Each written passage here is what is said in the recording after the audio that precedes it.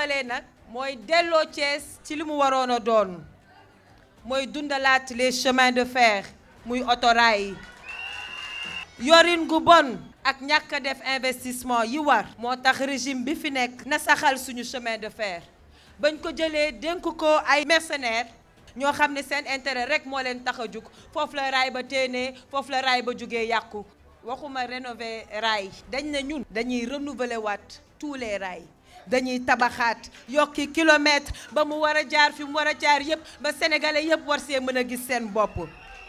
En plus Dakar Thiès Tamba Kidira muy benn beneen bi doon Dakar Thiès Saint-Louis bëgg naa yokk ci sama programme raay bu jaar Dakar Thiès Tamba ba Ziguinchor ak Dakar Thiès Podor Matam def jonction diggante Linguère ak Diourbel pour former li ñuy woowee la boucle du nord programme boobu maa ngi ko tuddee Arigoni mag ñi xam nañ li ma wax dinaa ko yaatal ba bépp doomi Sénégal bu bëgg a tukki mën ko def ci confort def ko tamit ci sécurité ak fépp fu mu mën a doon. Le circuit de chemin de fer sera également accompagné d'un réseau d'autoroutes mbokk yi il faut que chemin de fer dundaat il faut que Thiès kaay benn dëkk ñaari gaar dundaat sama yéene nag mooy pour Thiès du ñu bàyyi dara du ñu bàyyi benn domaine benn fànn muy naax saay incha allah bu ma faloo dinaa jagleel Thiès programme d'investissement bu ambitieux dinañu sokkali mbay mi jàppale baykat yi ci ay suuf yu baax ci semence ci engrais ci tracteur te nag mu ànd ak ay formation yi leen mën a accompagner ba ñuy mën a améliorer seeni rendement dinañu dooleel càmm gi aménager ay zone de pâturage dugal fi ay races génétiques yu baax bëgg naa créer des espaces de stockage yu am solo fii ci biir Thiès boole ko ak ay unités de transformation ak agro-industriel te mën naa nekk. fas naa yéene yi tamit taxawu tourisme bi bu baax a baax a baax parce que ku ne Thiès di nga gis Mbour di nga xalaat tourisme boo xamante ne dina jógee Pointe Sarène ba Mbour dinañ fi aménager ay hôtel haut de gamme ànd ci ak suñuy partenaires du secteur privé ak diaspora mbokk yi su ma faloo dinaa def moratoire sur la pêche industrielle ak bateaux étrangers yi. yéen waa Kayar ñëw naa Kayar ngeen wax ma seen jooy dégg naa ko bu ñu faloo incha allahu rabi dinañ teg moratoire boo xamante ne dina nekk ñetti at yoo xam ne les bateaux industriels yi taxaw ci digg géej gi di manque suñuy jën dinañu may jàmm ndax suñuy ndaw mën a liggéey suñuy mool mën a liggéey suñuy mareyeur mën a liggéey jigéen ñi mën a transformer li ñu war a transformer. dinañu xeexi tamit érosion côtière bi xew fii. te jàppale vraiment toutes les personnes qui ont été impactées par cela mbokki Thiès xam ngeen ne njàng mi ak faju dafa nekk priorité ci suñu programme. Thiès dinañ fi ubbi ay centre ak ay lycée de formation professionnelle yu bëri moderniser l'école polytechnique de Thiès mais créer fii ci Thiès un lycée militaire d'excellence dédié aux jeunes filles mooy le Prytanée militaire de Thiès. dina créer ay centre de santé yu doy ci gox-goxaan yépp hôpital de Mbour ak hôpital de Thiès ñu liggéey ba relever ko à un niveau 3 incha allahu rabbi su ma faloo dina bàyyi xel bu baax a baax ci impact environnementaux ci wàllu exploitation minière bi gars yi jooy nañ ko ñun tamit dégg nañ ko.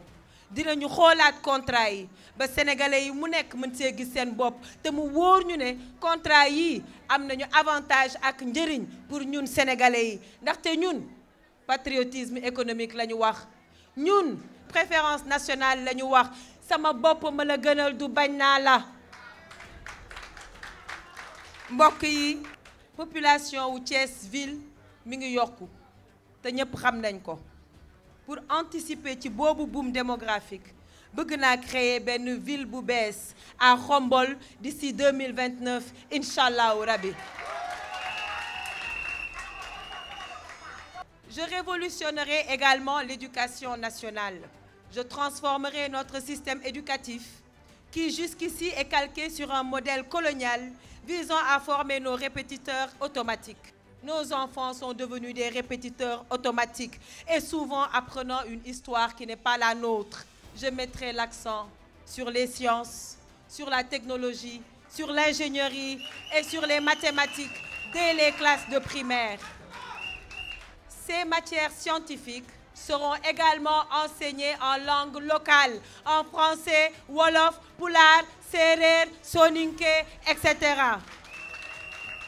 C'est comme ça qu'on crée de vrais génies de la science et de la recherche.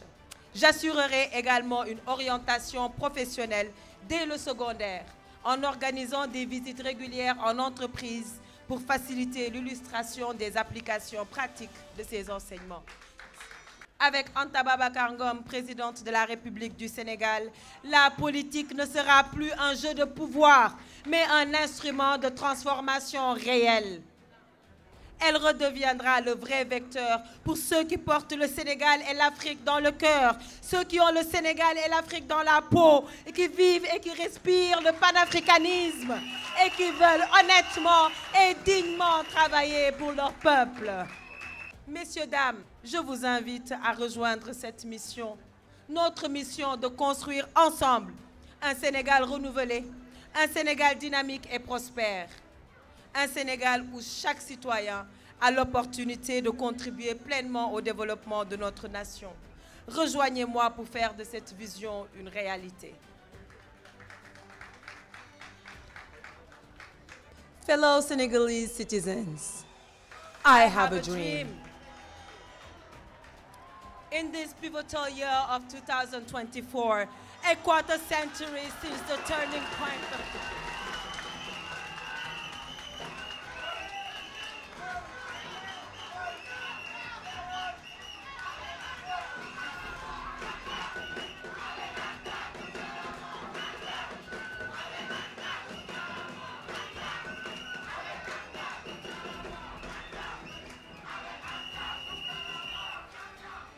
In this pivotal year of 2024, a quarter century since the turning point of 2000, I stand before you not just as a candidate, but as a herald of transformative change for our beloved country, Senegal, and our African continent. Our journey is clear: to leave an enduring legacy of progress and justice for generations to come by transforming our nation into a thriving industrial powerhouse.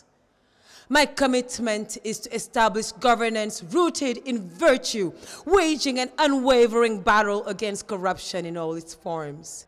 We will strengthen the rule of law, restore independence to our judiciary, and foster an administration that is innovative, transparent, and efficient. That's vital to rebuild trust between the Senegalese people and our republic's institutions. I call upon you to actively engage in our political process and decision-making. Our governance will be principled, will be transparent, and will be democratic. Your voice, your ideas, and your energy are crucial to steer Senegal towards a brighter future. With economic patriotism in our core, we invite craftsmen, creators, and innovators to join ARC. Together, we will triumph in the 2024 presidential elections.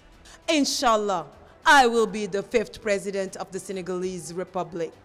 It's time to place decision-making power in the hands of value creators and development agents. ARC symbolizes our quest for a new society where every Senegalese can thrive in peace and unity. We break away from outdated practices to build a solid and just community. With optimism, we invite the youth, we invite the women, we invite all citizens to join this alliance, prioritizing our nation's interest. The year 2024 will mark the beginning of a new era of change, characterized by new faces and practices in a transparent and effective governance. A Senegal radiant with prosperity and peace is within our reach. Join us, ladies and gentlemen. Join us on this historic journey to shape and transform a vibrant Senegal. The time for renewal has come. Le temps de la relève est arrivé.